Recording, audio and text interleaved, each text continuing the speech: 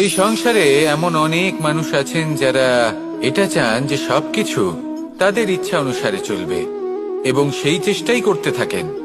কিন্তু সত্যি হলো এটাই যে এই সংসারের নির্মাণ কোনো মানুষ করেনি, এবং সেই জন্য এই সংসার কোনো মানুষের ইচ্ছা অনুসারে চলবে না, বরং মানুষকে সংসারের ইচ্ছা অনুসারে চলতে হবে।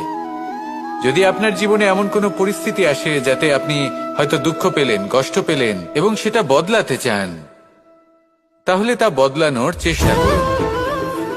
যদি অসফল হন তাহলে আবার চেষ্টা করুন, নিরন্তর চেষ্টা করুন। কিন্তু যদি না করতে পারেন তাহলে মেনে নিন যে এই পরিস্থিতি বদলানো সম্ভব নয়।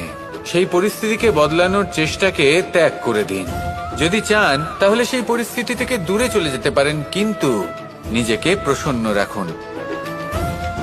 আপনার এই শরীর, এই মন, এই জীবন আপনি লাভ করেছেন, তাই আপনার কর্তব্য হলো নিজের যত্ন নেওয়া, নিজেকে প্রসন্ন রাখা।